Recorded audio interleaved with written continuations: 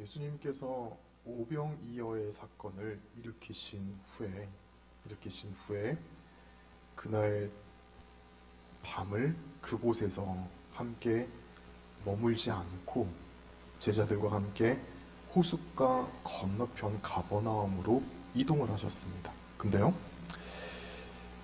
호숫가를 가로질러야 짧은 동선이 나오는데 걸어가면은 괜히 호숫가를 반을 빙 돌아야 됩니다.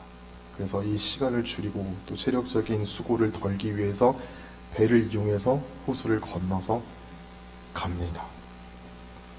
근데 제자들만 가고 예수님께서는 그 지역에 남아 있었어요. 자, 그 시간 그 장소에 예수님과 제자들만 있었겠습니까? 오병이어의 기적을 맛본 후에 사람들이 계속 거기에 머물러 있었습니다. 오케이, 자, 물고기 2마리와 빵 5개 가지고 기적을 만드는 거 봤으니까 이거면 되지 않겠나, 우리 이제 집으로 돌아가자. 그게 아니라 계속해서 이 사람이 뭔가 또 기적을 보여주진 않을까 하는 호기심에 계속해서 예수님 곁에 머물러 있었습니다. 그 사람들이 성인 남자만 5,000명이라고 했죠. 엄청나게 많은 사람들이 거기에 몰려 있었습니다. 그런데 갑자기 예수님 일행이 일어나려고 짐을 싸는 겁니다. 사람들이 깜짝 놀래가지고 예수님 어디 가시나? 우리도 따라가야 되는데, 지금 움직이면 안 되는데 하는데, 다행히 제자들만 먼저 떠나고 예수님은 혼자 덩그러니 남아 있었습니다. 사람들이 안도했습니다. 시간이 지나자 제자들이, 여기 보면 10여리가 이동을 했다라고 기록이 되어 있는데, 여러분 아시다시피 십리가 몇 킬로미터입니까? 네, 4km죠. 한참 호숫가의 중간에 딱 왔습니다. 제자들이 먼저 배를 타고 출발을 해서요. 그런데 갑자기 호수에 큰 풍랑이 불었습니다. 자, 이것은 예수님께서 배 안에 계시다가, 배 속에서 주무시다가 갑자기 풍랑이 일어서 배가 뒤집힐 뻔했는데 예수님께서 호수를 꾸짖으셨던 그 사건은 아닙니다. 그 사건과 좀 구별을 해야 됩니다. 다른 사건입니다. 갑자기 또 호수에 풍랑이 일었습니다. 어떻게 호수에 이렇게 배가 뒤집힐 만큼 큰 풍랑이 일 수 있는가? 한 번 더, 여러분 또 이제 잊어버리실까봐 한 번 더 말씀드리겠습니다. 갈릴리 호수는 해발 400m 밑에 있습니다. 400m 밑은요, 굉장히 밑에 있는 거예요. 지하 400m라는 뜻입니다. 거기에 호수가 있어요. 높은 산맥이, 서쪽으로는 높은 산맥이 있고요. 동쪽으로는 지금으로 치면은 시리아 그 무장 테러 단체 IS 활개를 치고 있는 시리아 쪽은 그렇게 산이 높지는 않아요. 그냥 높은 평원에서 호수를 내려다보는 정도입니다. 근데 서쪽으로는 굉장히 높은 산맥이 호수를 둘러싸고 있습니다. 거기에서 호수를 건너서 오는 바람과 시리아의 건조한 바람이 만나면은 그 호수 위에서 가끔씩 돌풍이 불 때가 있습니다. 그냥 호숫가 위에 배가 뒤집힐 만큼 돌풍이 불었다라는 것은 어떤 성경을 기록할 때 거기다 극적인 요소를 가미하기 위해서 좀 꾸며낸 그런 얘기가 아니라 실제로 지금도 갈릴리 호수는 그러한 돌풍이 많이 부는 지역입니다.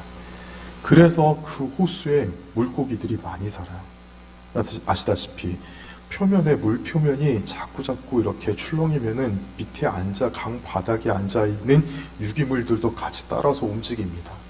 그러면은 그 유기물을 먹고 자라는 해양 바닥의 미생물들이 먹이 활동을 잘하게 돼서 미생물들이 많이 자라게 되죠. 그러면은 그 물고기들이 그 속에 있는 미생물들을 먹이로 삼아서 굉장히 많이 이렇게 물고기들이 많습니다. 종류도 많고 물고기들 덩치도 큽니다. 그래서 그 갈릴리 호수 주변에 고기 잡는 사람들이 많았던 이유, 예수님을 따랐던 제자들 중에 어부 출신이 많았던 이유가 그런 지리적인 그런 이유 때문입니다. 자, 어찌되었든 또 막 이렇게 바람이 붑니다. 자, 그런데 저기 멀리서 호숫가에 누가 걸어오는 게 보입니다. 제자들이 깜짝 놀라죠. 알고 보니까 예수님이에요. 예수님이 또 같이 배에 타서 이렇게 제자들과 함께 가버나움으로 건너가십니다. 자, 베드로가 물 위에 걸어오는 예수님을 만났던 것이 아니라 제자들도 한 번 더 물 위에 걸어오는 예수님을 만났던 겁니다. 자, 그렇게 되면은 저쪽 편에 남겨진 사람들은 어떤 반응을 보이겠습니까? 다음날 아침에 밝았어요. 예수님 우리 함께 있는 줄 알았는데 밤새 어디로 가셨나? 사람들의 들리는 소문에 의하면, 사람들의 말에 의하면 제자들이 있는 가버나움으로 새벽같이 떠났다고 하더라. 그럼 우리 가만히 있을 수 있나? 빨리 예수님 따라가야지. 그래서 또 사람들이 몇천 명이 되는 사람들이 우우하고 배를 동원을 해서 또 예수님을 따라갑니다. 자, 일단은 사건이 일어나는 우리 겉모습은 그렇습니다. 자, 요한이 예수님을 따라다니는 사람들의 그 동선과 움직임, 그리고 왜 예수님께서 제자들을 먼저 보내셨을까요? 우리는 두 가지를 좀 생각을 해보려고 하는데, 그 중에 하나 첫 번째가, 그냥 어차피 갈 거면 제자들하고 같이 배를 타고 건너가시면 되지, 예수님께서 왜 제자들을 먼저 보내고 그들을 풍랑을 겪게 하시고, 그리고 그들을 향해 물 위를 걸어오는 예수님을 보게 하고, 왜 예수님이 제자들이 계신 그 배에 탄 후에 예수님께서 그 풍랑을 잔잔하게 하셨을까요? 이게 첫 번째 궁금증입니다. 그리고 예수님께서는 예수님을 따라오는 사람들을 향해서 어제까지만 해도 저 사람들 좀 배고프겠다, 밥이라도 좀 먹여주자라고 긍휼히 여겼던 예수님인데, 오늘은 또 그 얼굴색을 딱 바꾸셔가지고 저 사람들은 썩을 양식을 위해서 쫓아다니는 사람들이다, 너희들은 그러지 마라, 그렇게 말을 하십니다. 자, 이 두 가지의 내용을 가지고 오늘 우리가 한번 생각을 해보고자 합니다. 첫째, 왜 예수님께서는 제자들을 먼저 보내셨을까요? 제자들만 볼 수 있는 특별한 예수님의 능력을 보여주시기 위해서 제자들을 먼저 보내신 겁니다. 자, 물 위를 걸어오는 그 예수님의 모습을 저기 있는 사람들에게도 보여주면 어떨까요?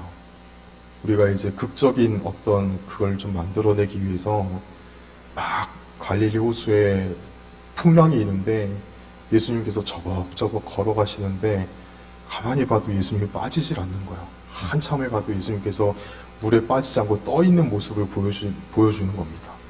사람들이 막 그 모습을 보면서 열광을 합니다.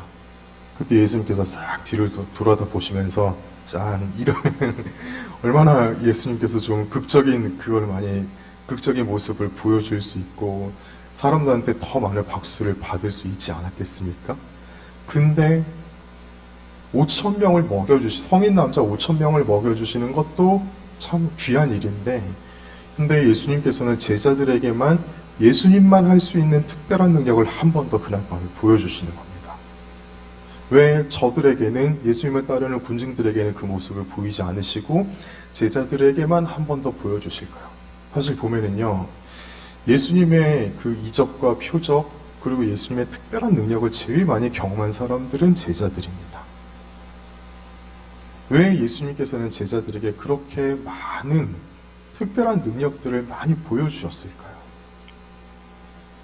결론부터 말씀드리자면 제자들은 나중에 기도하는 사람이 돼야 되기 때문에 그런 능력을 많이 보여주신 겁니다. 자, 예수님께서 부활 승천하신 후에 제자들이 예수님의 사역을 이제 이어받습니다. 제자들이라 하지 않고 사도행전에 가서는 그들을 뭐라고 부릅니까? 사도들. 자, 제자들은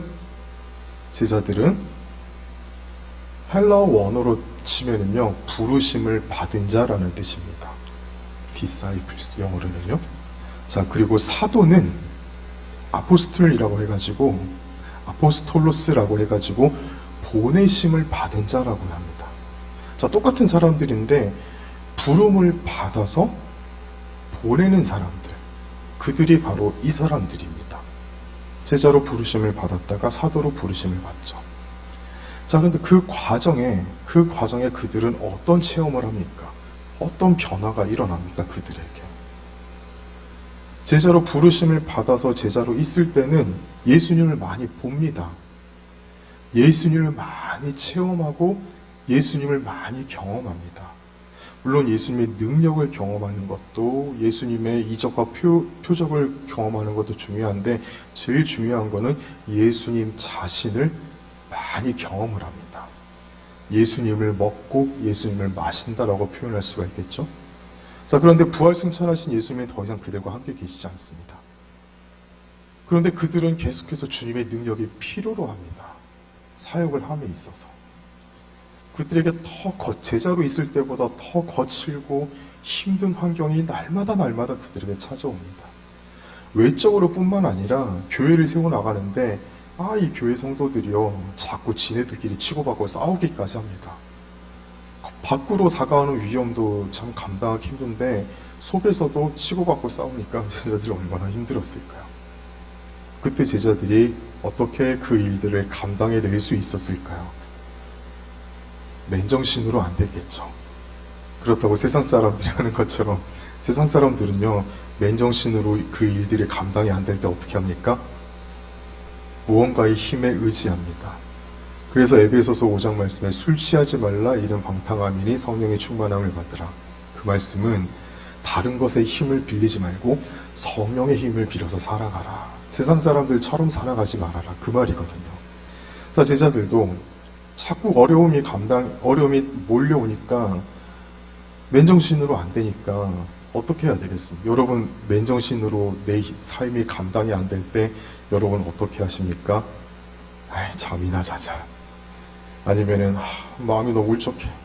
나를 위로해줄 친구들이 필요해. 친구들 만나러 가야 돼. 아니면 맛집이나 가서 맛있는 거 먹으면서 스트레스를 풀까? 그렇게 하십니까? 그것도 세상 사람들이 하는 겁니다. 우리는 어떻게 해야 됩니까? 딱 새벽에 4시 반에 알람 맞춰놓고 새벽기도 나와서 어떻게 해야 됩니까? 주여 외쳐야 됩니다. 우리가 맨정신으로 우리의 삶이 감당이 안 될 때, 물론 그럴 때만 기도하는 게 아니라 평상시에도 기도를 해야 되는데, 우리에게 인생의 위기가 찾아오고 우리에게 큰 어려움이 닥칠 때 우리는 어떻게 해야 됩니까? 기도해야 됩니다. 기도해야 삽니다. 기도해야 살 뿐만 아니라 성도는 당연히 기도하는 사람입니다. 자, 그런데 이 사도들이 나중에 그 일들을 감당하기 위해서는 어떻게 해야 됩니까? 정말 그 사역의 출발점에 그들은 놀라운 일을 경험하죠. 사도행전 1장과 2장에 나오는 사건입니다.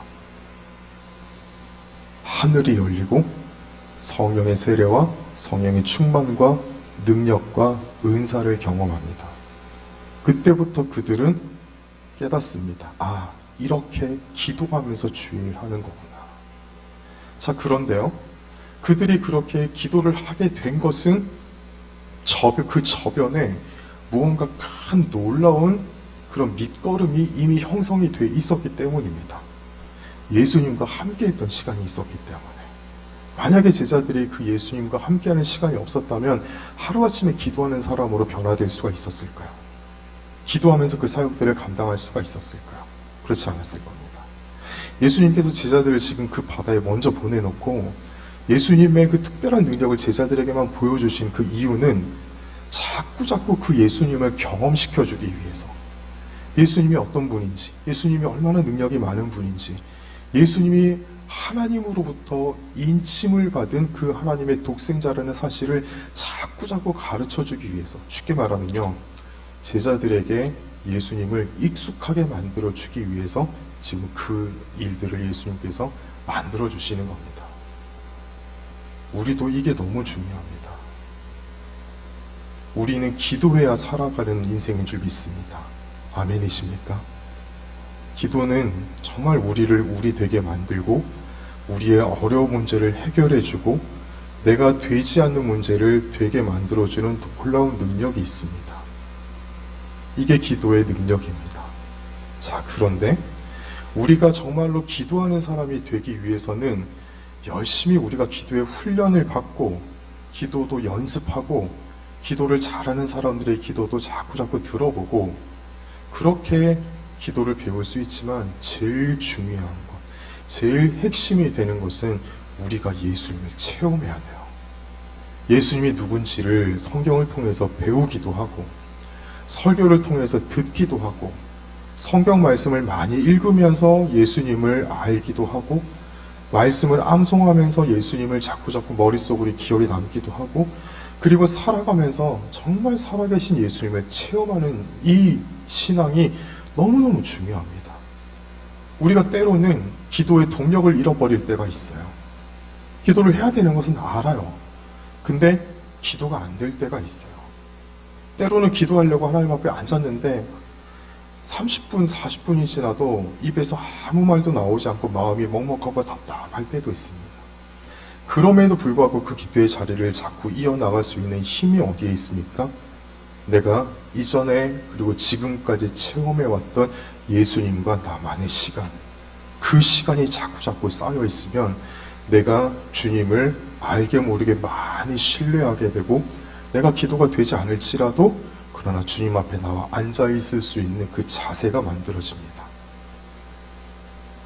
기도가 되지 않을 때 주님 앞에 나와 앉아 있기만 해도 돼요. 그것조차 기도입니다.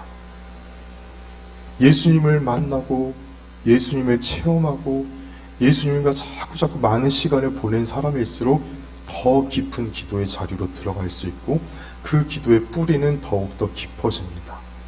예수님께서 제자들을 나중에 기도하는 사람으로 만들어주시기 위해서 예수님만이 보여주실 수 있는 특별한 능력을 지금 자꾸 체험시켜 주시는 겁니다. 자, 이 말씀이, 이 모습이 우리에게 무엇을 말해줄까요? 두 가지겠죠. 기도하는 사람이 되어야 될 줄 믿습니다. 기도하는 인생 가운데 하나님께서 반드시 복을 주시리라 믿습니다. 기도하는 인생 가운데 하나님께서 하나님만이 보여주실 수 있는 특별한 은총과 능력을 보여주시리라 믿습니다. 그리고 그렇게 그 기도하는 사람이 되기 위해서는요, 예수님과 친해야 돼요. 예수님을 많이 알아야 돼요. 예수님을 많이 배워야 돼요. 예수님을 많이 경험해야 됩니다. 이 은혜가 우리에게 더 많이 부어지는 그런 특별한 여러분들이 되시기를 주님의 이름으로 간절히 소원합니다. 자, 성경에는 제자들만 지금 이 은혜를 누리는 것으로 보이지만, 그러나 성령의 시대가 열린 이후에 우리는 모두가 예수님의 제자입니다. 목회자들이나 선교사들이나 교회 안에 좀 열심히 있는 사람들, 그 사람들만 예수님의 제자라고 불리는 것이 아니라, 한번 따라해 볼까요? 내가 예수님 제자입니다. 놀랍지 않습니까? 주님, 어떻게 저조차도 저를 생각할 때 그렇습니다. 어떻게 나 같은 인간을, 좀 노골적인 표현 써볼까요? 주님, 어떻게 나 같은 놈을 이렇게 제자로 부르셔가지고. 근데 지금까지 생각해 보면은 예수님 제자가 돼서 제가 고생하는 게 아니라 예수님 고생하시는 것 같아요. 예수님 저 보시면서 저거 이러시면서 속을 많이 썩을 것 같아요. 그럼에도 불구하고 다른 사람 세상에 보면은요, 젊은 나이 때부터 목회 잘하는 친구들이 얼마나 많습니까? 저는 그렇지 않거든요. 구석에 이렇게 그런 인생인데, 그럼에도 불구하고 이렇게나마 주의 일을 할 수 있는 게 얼마나 큰 은혜입니까?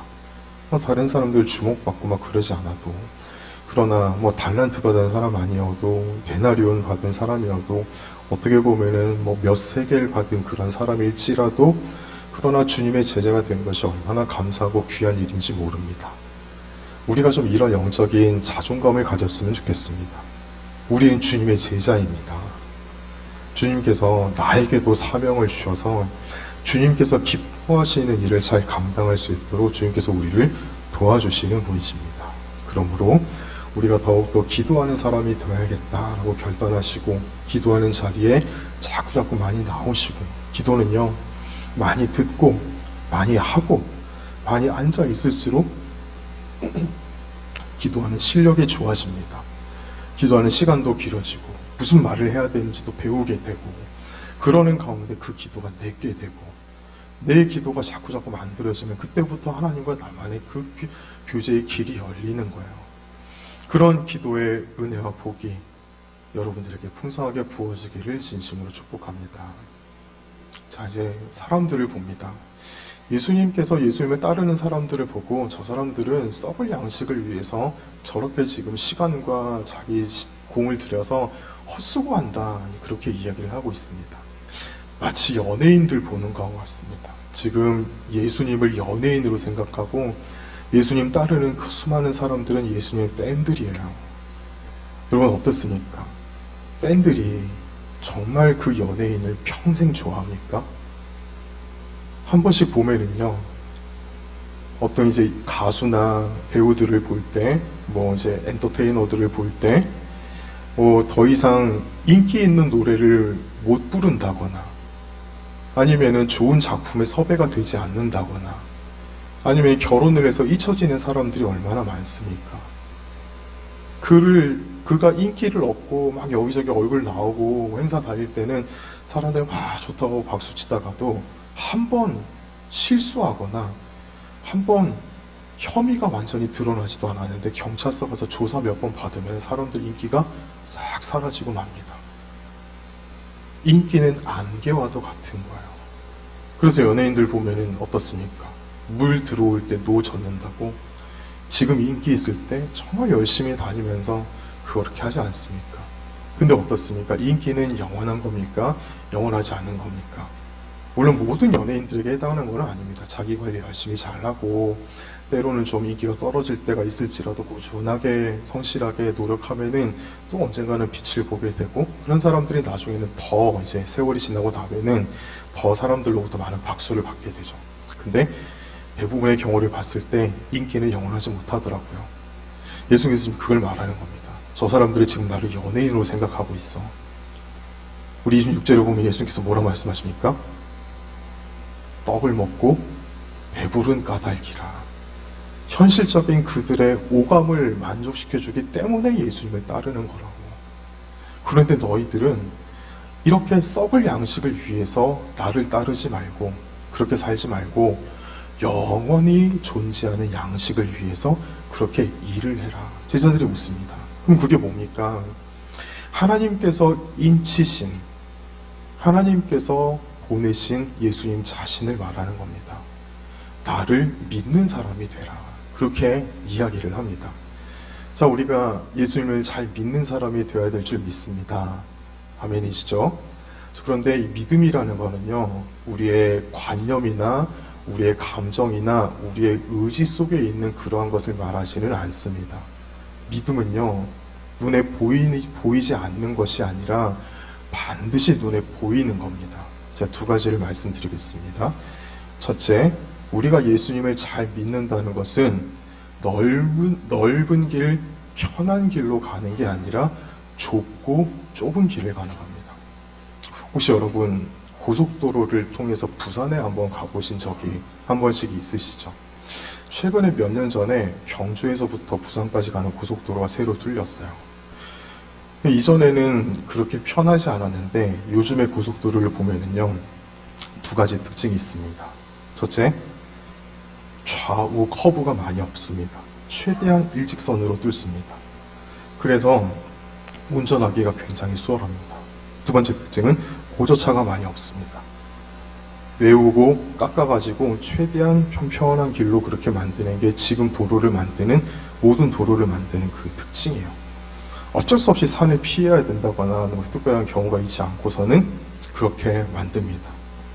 그래서 옛날보다는 부산까지 운전하는데 대충 이제 정석으로 가면 1시간 이제 왔다 갔다 걸리는데 굉장히 운전하기가 수월합니다. 하나의 함정이 있죠. 통행료를 내야 된다는 거.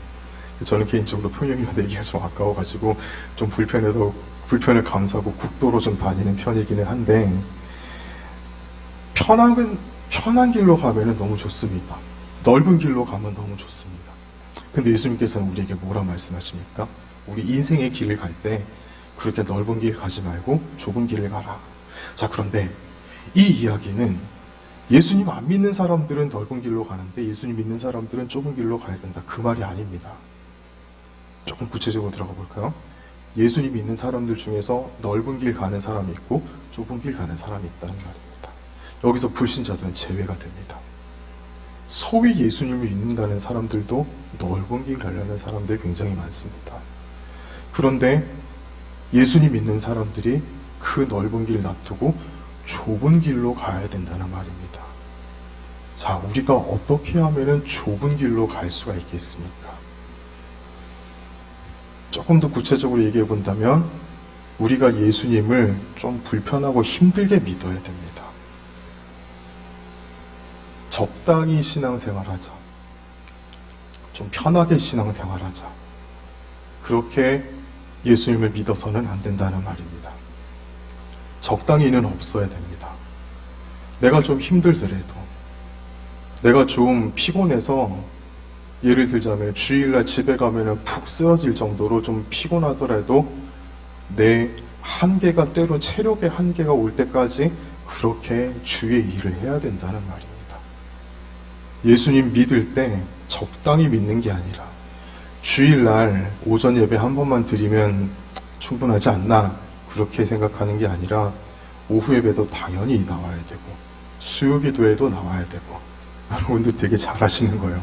수요 기도에도 나와야 되고 금요 심야 기도에도 나와야 되고, 매일은 아니더라도 그래도 최소한 일주일에 한두 번 이상씩은 새벽 기도 나와야 되고, 교회에서 뭔가 일을 하려고 하면은 나를 부르지 않았음에도 불구하고 좀 먼저 찾아가서 내가 좀 도울 일이 없겠습니까?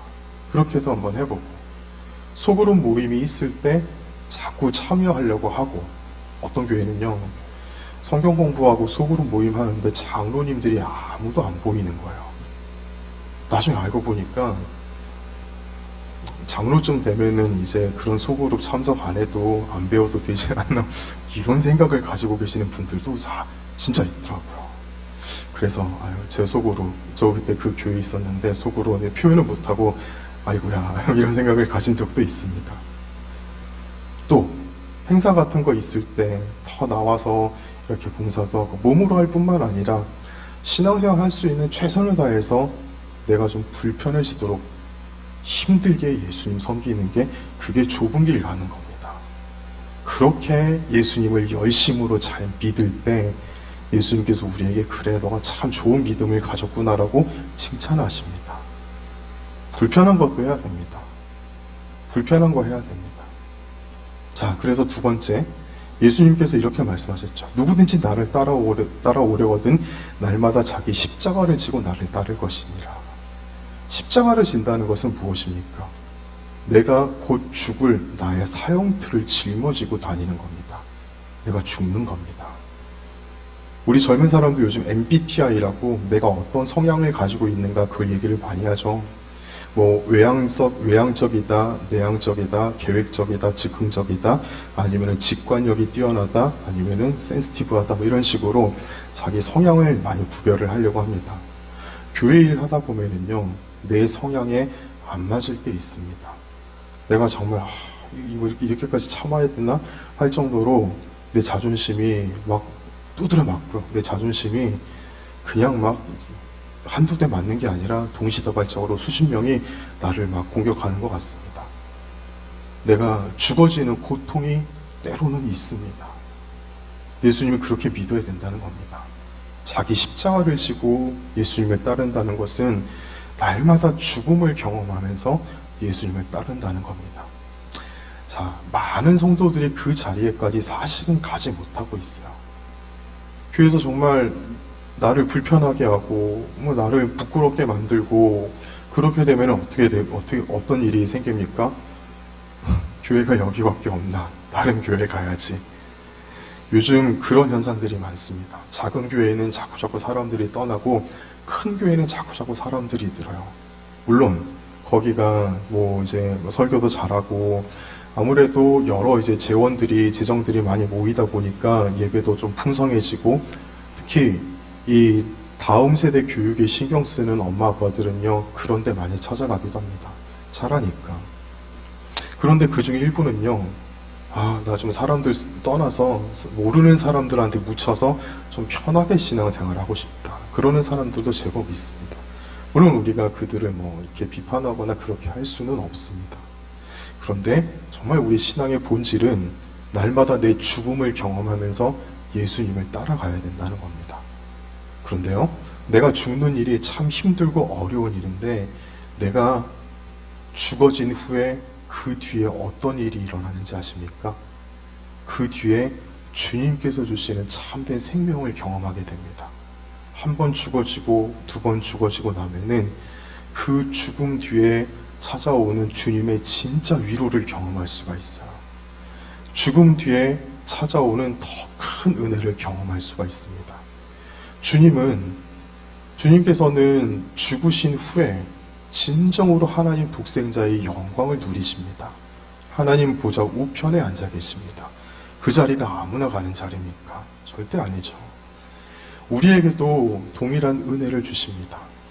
죽음 뒤에 진짜 주님의 위로와 주님께서 주시는 회복과 참된 안식과 기쁨과 보람이 있습니다. 우리 지금까지 어떻게 신앙생활을 해오셨습니까?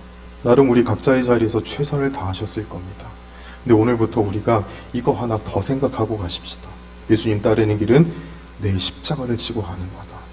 때로는 내가 이 입이 방정이라고 저도 참 이런 얘기하는 게 쉽지 않습니다. 설교 때 이런 얘기하고 나면은 진짜 그런 일이 뒤에 찾아오더라고요. 그래서 좀 이게 말하면서도 무서워요.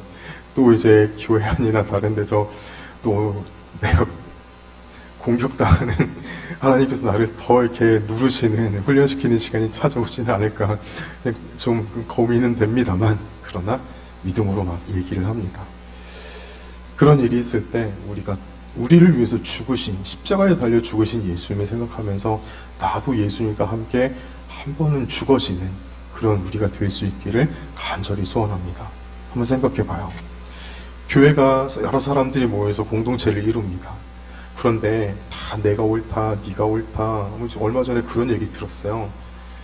저도 직접 우리 교회 아니라 다른 교회 얘기인데 강단에서 설교하시는 목사님 멱살 잡고 끌어내린 거를 너무 자랑스럽게 얘기하는 장로님이 있었어요.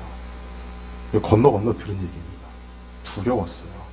야, 정말 하나님께서 저 인생을 나중에 뒷골목에서 따로 만나시면 무슨 일이 벌어질까 정말 두려웠습니다. 그런 사람들만 막 모여있는 교회가 있다고 한번 생각해 봅시다. 교회 다니 얼마나 무서울까요? 근데 반대로 우리 앉아있는 사람들 모두 다 눈에 보이지 않지만 십자가를 짊어지고 정말 그 십자가 안에서 내가 죽어지기 위해서 준비가 된 사람들만 여기 다 모였다고 생각해 봅시다. 얼마나 그 교회가 은혜롭겠습니까? 자기 주장을 하는 게 아니라 다른 사람들의 주장을 세워주고 내가 드러나고 내 주장을 외치는 게 아니라 다른 사람들을 세워주고 다른 사람들의 이야기를 들어주고 내가 살려고 발버둥치는 게 아니라 다른 사람들을 살려주는 그러한 사람들이 모인 교회가 만약에 우리 교회가 그런 교회가 된다. 무슨 일이 일어나겠습니까?